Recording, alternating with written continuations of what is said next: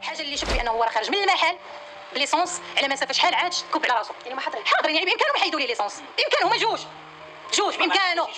ما كاينينش وما داروش حتى جهد باش يخفيو عليه العافيه، ما داروش حتى جهد. كيتفرج فيه الاخر كيتفرج فيه كيعاجبو الحال، واحد فيهم عاجبو الحال كيتفرج. ملي مشيت عنده كنقول له اش درتي، تيقول لي هما الشركاء ديالو صافي، شركاء في الشركه هذه اللي معاه، وهو المسير وشريك معاهم، عنده حتى هو النسبه ديالو، هو اللي مسير، هو اللي متحمل الشيكات ديالو، هو اللي كلشي. كان كيعيط لهم باش زعما يجيو يعطيو شي حاجه ديال الفلوس مع هذه الشركه هذه اللي باش يجيو يعطيو. يعني هو كيسالو هو لا هو اللي كلشي ما نجيبو، هو كيدفع الشيكات ديالو بيرسونيل باش يخلص عليهم. هما والو ما كيجيوش عنده، حيت عنده الناس كيتسالو، خاصو كيولي كيعطي الشيكات ديالو هو راجلي. خلص عليا الناس اللي كيتسالوني اللي غنمشي انا عليه وعلى ولدهم للحبس. وديك الساعه قال لي لا غتمشي للحبس، قال لي كيما جبتك بصندالة الميكا رجعك بصندالة الميكا بحال هكا السيد. هذا ما قالوش لي واش بس عيطت لي سفيانه قالت لي ضروري تجيو، ما قالوش لي يلا ما قالوش لي يلا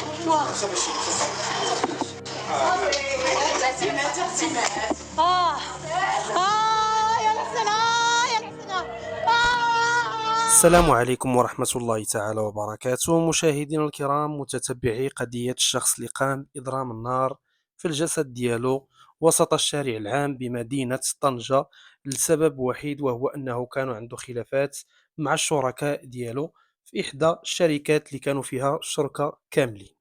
إذا أول حاجة غادي نبداو بها وهو تقديم العزاء كامل الأسرة ديالو الصغيرة والكبيرة، خاصة الزوجة اللي ظهرت في منابر إعلامية وكانت الحالة ديالها اللي حالة يرثى لها، حالة نفسية اللي جد متحطمة. فرحم الله هذا الشخص هذا، وتعازينا الحارة للأسرة الكبيرة والصغيرة ديالو مرة أخرى، وإنا لله وإنا إليه راجعون. إذا ما يهم وهو الكلام اللي قالت الزوجة ديال هذا الشخص اللي تم الإعلان عن الوفاة ديالو. تم الإعلان عن الوفاة ديالو اللحظة اللي كانت فيها الزوجة كتقوم بخرجات إعلامية مع الصحف الوطنية. تلقات الخبر، والناس يعني راه شفتوا الفيديو كيفاش يعني تلقات الخبر والصدمة ديالها والحالة النفسية ديالها، فلا حول ولا قوة إلا بالله. يعني راه يعجز اللسان عن التعبير بحال هاد المواقف. الله يرحم هاد السيد، والله يصبر الزوجة ديالو، والله يصبر الأسرة ديالو ككل. السيد اللي توفى وخلى جوج ديال الأطفال، واحد فيهم كيقرا في المستوى السادس ابتدائي، والآخر مازال عنده 5 سنوات كيف ما صرحات الزوجة ديالو. إذا هاد الزوجة اللي عطات معطيات اللي جد خطيرة، معطيات اللي ربما تقدر تورط هاد الشركاء ديالو في الشركة، على حقاش كاين بزاف ما يتقال في هاد القضية، وضروري ما خص يتم يعني الوقوف على هاد القضية باش تكون قضية ديال رأي عام، باش الناس تاخذ الحق ديالها. الحمد لله عفوا النيابة العامة الآن كتقوم بالتحقيقات اللازمة. الجهاز القضائي والجهاز الأمني كيقوموا بالإجراءات وبالتحقيق حول يعني السبب اللي دفع بهذا الشخص هذا أنه يقوم يعني بإضرام النار في الجسد ديالو. على أي لنا كامل يعني الثقة في العدالة، وإن شاء الله ما تضيعش الحقوق ديال الناس. إذا كيف ما قلنا، الزوجة قالت بأن هذا الزوج ديالها اللي قام بإضرام النار في الجسد ديالو كانوا عنده خلافات مع الشركاء ديالو. الشركاء ديالو اللي ما بغاوش نهائيا يعاونوه، ما بغاوش نهائيا يساهموا معاه في الشركة اللي هي ديالهم كاملين، وبحكم انهم شركاء هو المسير خلاوه غرق كريديات وخلاوه غرق ديون وعطى الشيكات. ومن يطلب منهم على انه يعني يقدموا له يعني يد المساعده ويتعاونوا معاه في هذه الشركه اللي هي ديالهم كاملين، فهذا هو المنطق ديال الشركه. من احنا شركاء في واحد الشركه راه كنتحملوا الخساره وكنتقاسموا الربح، هذا هو المنطق ديال الشركه في جميع المنظومات يعني القانونيه ديال العالم. الشركاء في الشركه كنتحملوا الخساره كاملين، وكنديروا يعني كيكون عندنا داك تقاسم الارباح كاملين، كل حسب النسبه اللي داخل بها في ديك الشركه.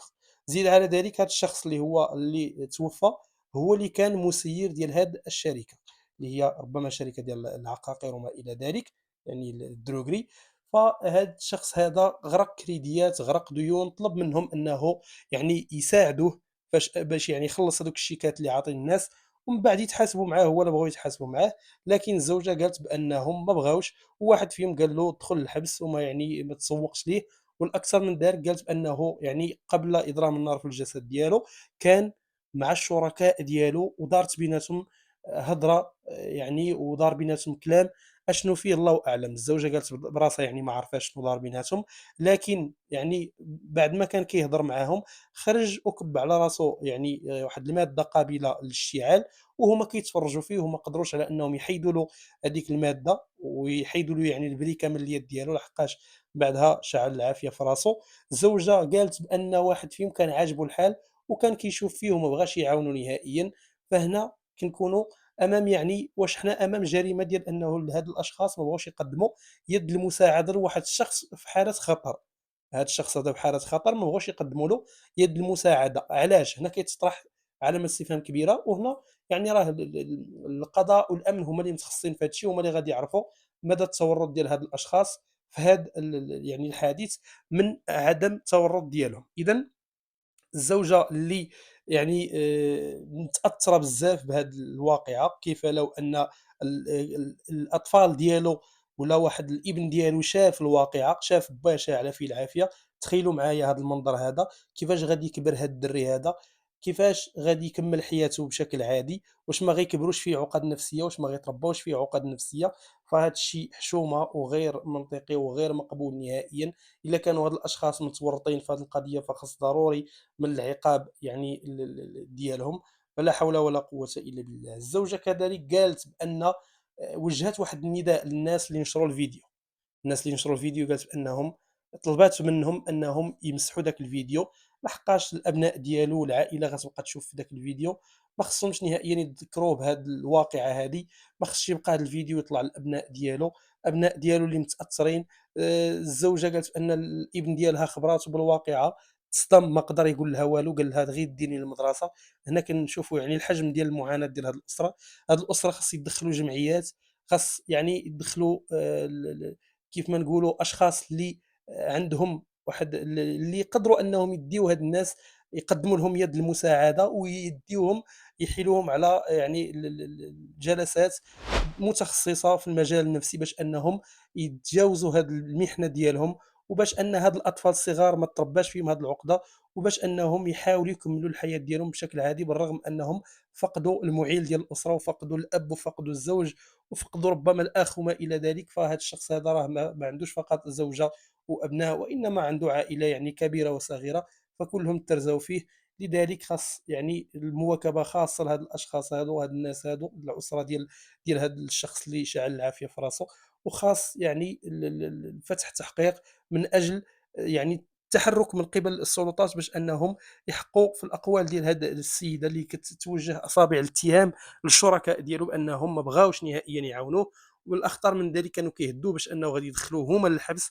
والأخطر كذلك من ذلك وهو أن أحد الشركاء ديالو هدّد الزوجة بصريح العبارة. ويعني هذا أمام إحنا التهديد، هذا يعني تهديد.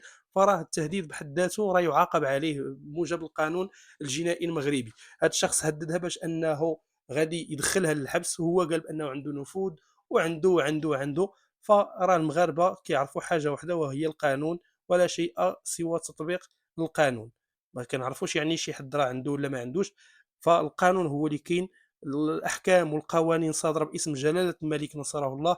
لذلك خاص ضروري المساءلة ديال هاد الأشخاص، وخاص ضروري يعني يتم تعميق الأبحاث وتعميق يعني التحريات بخصوص هاد الواقعة اللي أثارت كيف ما قلنا جدل واسع، وأثارت يعني ردود الفعل. فلا حول ولا قوة إلا بالله. نتوما كتشوفوا الحالة ديال الزوجة كيفاش دايرة، لكم أن تتخيلوا كذلك الحالة ديال الأبناء. على فكرة الابن اللي كان كيدوز يعني امتحان ديال السادس، اللي كان يعني في النهار اللي وقعت فيه الواقعة ديال الأب ديالو. فلكم أن تتخيلوا الحجم ديال المعاناة ديال هذه الأسرة. أطفال مازال صغار، الزوجة مازال صغيرة، كل شيء تشرد، كل شيء يعني الآن كان يعني هذا الشخص هو المعيل ديال الأسرة ديالو. الزوجة كانت كتعاونو، هما المعيلين. قالت بأنه يعني المنزل اللي فيهم راه غير منزل ديال الكرا، ماشي يعني ديالهم. وكانوا اتهموا بأنه راه يعني دار شي اختلالات وخدا شي 600 مليون وما إلى ذلك من الكلام. فهي وجهت كذلك نداء لهذاك الكونطابل ديال الشركة باش أنه يدلي بشهادة الحق، على حقاش احنا دابا امام ما بقيناش امام يعني واقعه ديال شخص ضرب النار بنفسه وان بالجسد ديالو، وانما امام واقعه ديال هذا الشخص شنو هي الدوافع اللي خلاته يرتكب هذه الحاله في النفس ديالو. علاش غادي يسخب حياته، غادي يسخب وليداته، يسخب عائلته، ويمشي يشعل العافيه في راسو. راه ما دار هذا الشيء الا وان القضيه كبيره بزاف، وان القضيه يعني وصلت به العظم. هذا السيد داك الشيء علاش قام بهذا الفعل هذا. فلا حول ولا قوه الا بالله. رحم الله هذا الشخص، ولا حول ولا قوه الا بالله، وانا لله وانا اليه راجعون. لكم التعليق، والسلام عليكم ورحمه الله تعالى وبركاته.